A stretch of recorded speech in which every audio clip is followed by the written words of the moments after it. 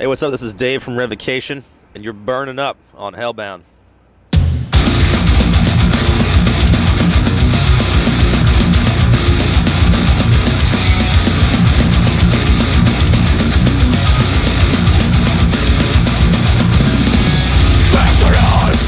What's going on, everybody? It's your pal, Mean Gene from Hellbound. We're in San Francisco at the Regency Ballroom, and we're here with Dave, Social Hall Ballroom, Dave Davidson, Revocation. What's going on, man? How you doing? We're gonna have a ball tonight. I'll tell you that much. That's right. Yeah. That's right. Now, when this tour came about, you're about halfway through it right now. When you got that email or call, what'd you think of this lineup and getting out on the road with these maniacs?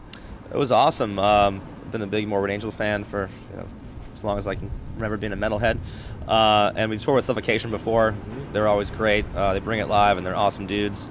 And Wither we never did a proper tour with, but I've known the dudes over the years, and they're rad as well. So we were definitely really looking forward to it. Now, being an old school Morbid Angel fan, what do you think of the little bit of a lineup change there? And from what I understand, it's a whole different set list, man. What do you think of this this tour with these guys and what they're putting out? I think it's cool.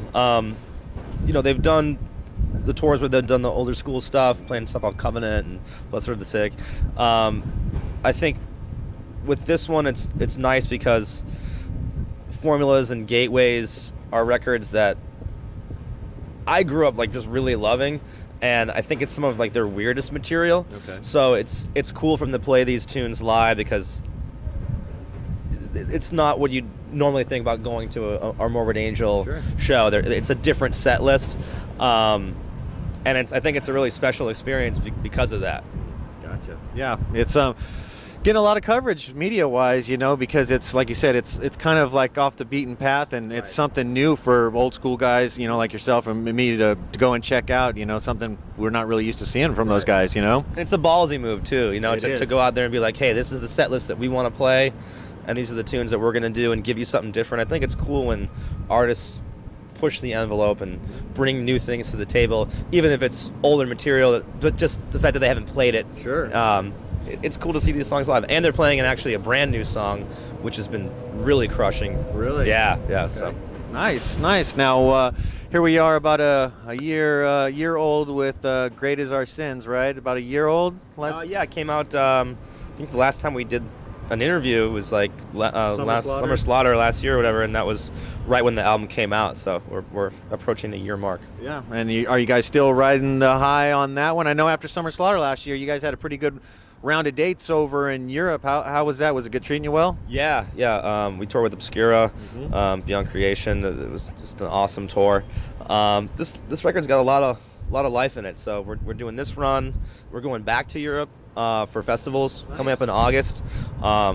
We're going to do I think 4 fests, and then the off day shows are amazing too. The off days are with Gorguts, Havoc, Fallujah, and we're all rotating headlining, which is really cool. And then we got more off shows with Converge, so that should be a lot of fun. And then I think we're going to do another full U.S. tour along with Canada in the fall, I believe. We can't announce it yet, but if everything's works out, that'll probably be the last tour that we do on this record. So we've had a lot of good tours off this album. Yeah. Now, when you, I know you guys crushed last year at Summer Slaughter. Now, when you took it over to the Europe side, how was it received over there? All the new material, because last year Summer Slaughter, I mean, your guys' set was half hour, 45 minutes or whatever it was, but you played 4 new songs. Yeah. How'd they receive it over there? In Europe, you mean? Yes. They received it really well. It was cool because when we were doing the U.S. tour, the record just came out, so I think for a lot of people, they weren't familiar with the songs just yet. I think people were excited to watch the new stuff, but they hadn't internalized it yet, whereas when we went to Europe, the record had already been out for a few months, so people seemed to be maybe more responsive to the new material because they had the time to kind of take it in, exactly. Yeah. So. Yeah. Nice. Now, you're going to be over there with the boys from Havoc. Have you toured with them before? Yeah, we've toured with Havoc before. Great dudes, killer thrash band. Yeah. They just put out a new record as well, so they're really hot right now, and that should be a lot of fun. Yeah, David and Pete and Reese and all those guys, they're all good dudes over there. Nick. Now I was doing a little looking on the Jackson website today, man. I'm pretty impressed with that. We talked about it last time, a signature model, and that's the Warrior 7. Is that right? Yep. How's that being received? Is that a made to order thing, or is it something in stock, or how does that work? They're actually sold out worldwide right now. Really? Yep. Yeah, they did it was a small boutique run. Mike Shannon, who's one of the master builders at Jackson, hand built all the guitars. Okay. He's the same dude who used to build like Randy Rhoads guitars back in the day. So it was a true honor to have him be the man, crafting all these instruments. And like I said, they sold out. I'm hoping we can do maybe like a lower price point model of the Warrior. Yeah, they got a little bit of a cost involved there, right? Yeah. Well, I mean, they're all U.S. made with like the best materials possible. So what I like to do is hopefully get maybe a little bit of a cheaper model that can be more readily available for people, because I'm getting so many requests, like fans that hit me up like, oh, I want a Pro Series model of it. So hopefully that'll happen. I can't say too much, but there's some wheels in motion that are turning. I think that'll be a possibility for people out there. Still be a 7-string? Yeah. Yep. Okay. Still be a 7. Maybe go into the details on it a little bit. I'm a fan, so I did a little bit of research. I checked it out, and when I seen the price, I was like, well, I'm not a musician. If I had a little bit more money, maybe I'd consider buying one and having it signed and put it on my wall, because it's a gorgeous guitar. Thank you. Yeah. What strings, pickups? Give us a little bit of detail behind that one. Yeah, I spent a lot of time on R&D on that guitar, just getting the look of it right, the feel of it. So it's a swamp ash body. It's got like a really cool charcoal black stain on it. But the grain is still visible. That's the thing. Yeah, I'm a big fan of the Warrior shape because it's just such a cool metal looking guitar. Yeah. But I wanted to bring a sort of classy element to it, and I love the way natural wood grain looks. So the wood grain with the stain, I think aesthetically is killer. It's got DiMarzio Imperiums in it, so that's my signature pickup. So while I was working with Jackson, I was also working with DiMarzio to make signature pickups for that guitar specifically, and I think those came out great. They sound great in the guitar, they sound great in other guitars that I've had them in, so it's a really versatile pickup.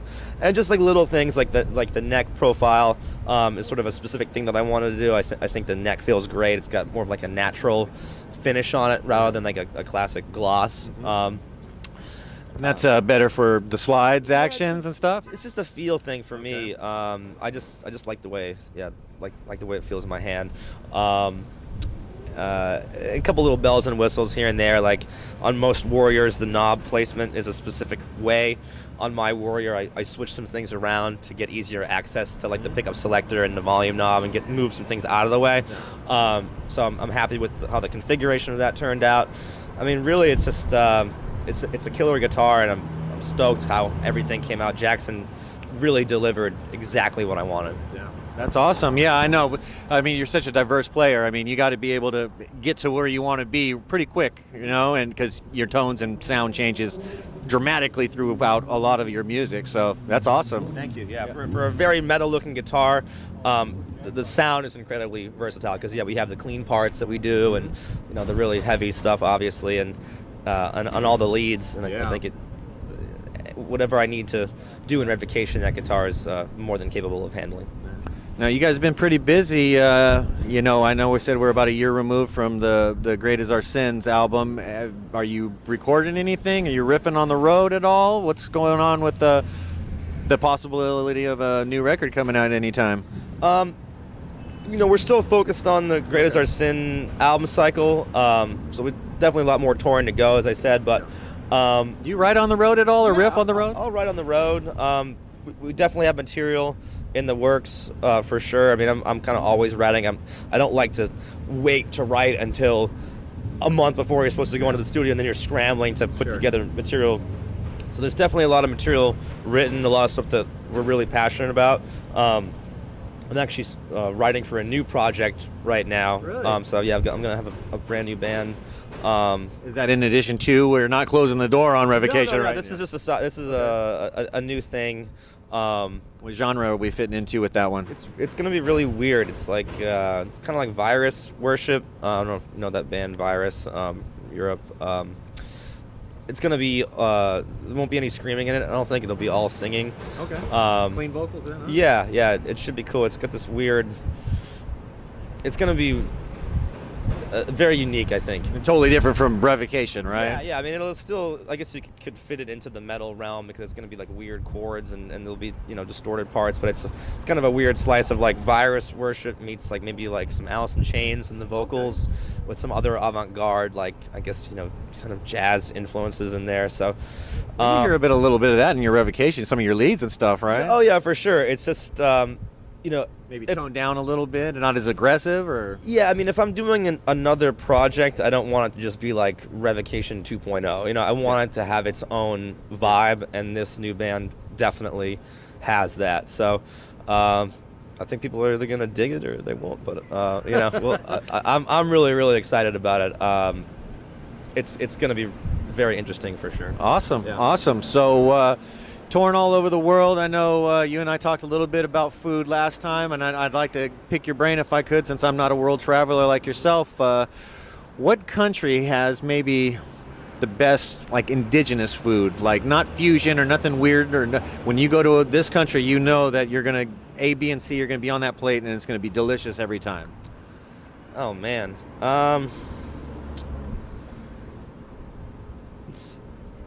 it's hard to say like one specific country because each place has its own unique thing. Like Sure. like Germany, if you're gonna go to like Munich and go to like one of like the Hofbrauhaus, like huge beer halls, like it's amazing. It's like giant, liters of like just great German beer, and like they do this thing called a Schweinhack, which is like basically like I don't know if it's like pork shoulder or pork knuckle or whatever, but it's like this crispy layer of fat on it, and then give you like the cabbage.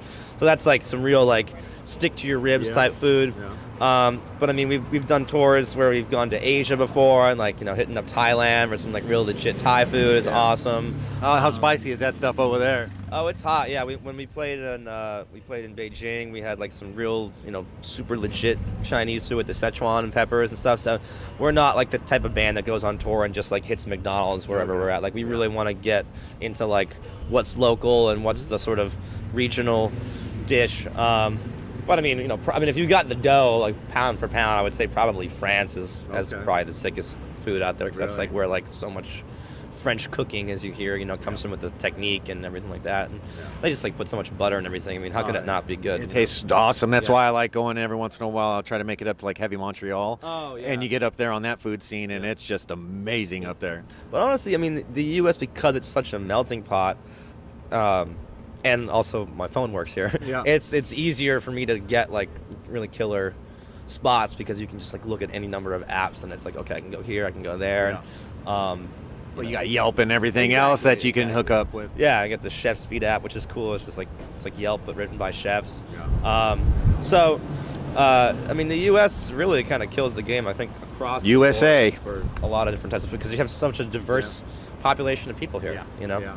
So. Yeah. All right. Well, let's end on a couple of fun ones here. I wanted to ask you, if you could play in any other band at any other point in history, who would it be with, and what would you want to do in the band?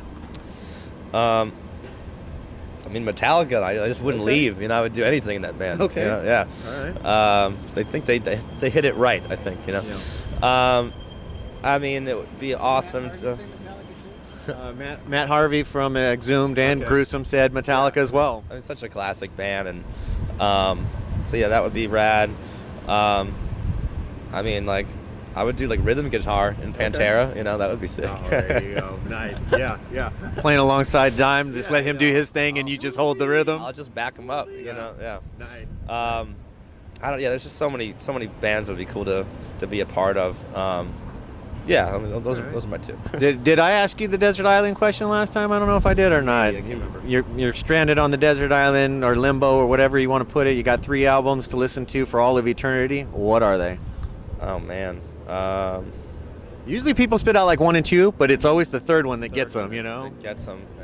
I'd probably just have to go with like nostalgia, and because a lot of those records like from back in the day, like just always sort of stick with you. So like, I don't know, maybe like Faith No More, Angel Dust, Maybe like Guns N' Roses. Like, can I do Use Your Illusion 1 and 2? Because that's like, is that one release? Yeah, that's all right, fine. I'll do that, and I'll get more music out of it that way. All right. And then, man, I don't know. Yeah, the third one's tripping me up here. I guess I'll go with like, I don't know, Gore Guts from Wisdom to Hate or something. So I get my real gross death metal fix while I'm out there. Nice. That's cool, man. Now, we got more touring in Europe, followed by something big happening stateside that we can't talk about yet, and then off on side project, or is it Revocation Ride and then side project, right? I mean, both are kind of happening at the same time right now, so it just depends on schedules lining up for the other project. We don't even have all the members yet. It's just me writing with this other dude right now. Okay. So like, you know, I think over the summertime I've got like a good month and a half off before we do the Europe Festival, so hopefully continue to write more in that time period, figure out exactly when the dates are for the fall thing that Revo's doing, and then either try to squeeze in a recording session probably after that tour goes down. All right. And then from there we'll probably be gearing up to maybe, you know, think about, you know, unless some other big tour opportunity happens in that like winter time period, probably thinking about maybe writing and recording for Revo in that time period. Wintertime. Wintertime, you know, and that way we can get a new record out by like the summertime of next year.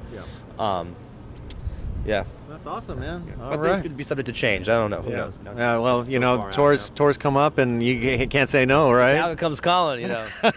Exactly. Exactly. Exactly. Can wait. Yep. Well, I appreciate the time, man. I'm Gene with Hellbound, and Mr. Dave Davidson from Revocation, and this tour is only halfway over, so if you're seeing this, get out, support Revocation, Suffocation, Morbid Angel, support live music, man. Feel the galloping goes on the holster.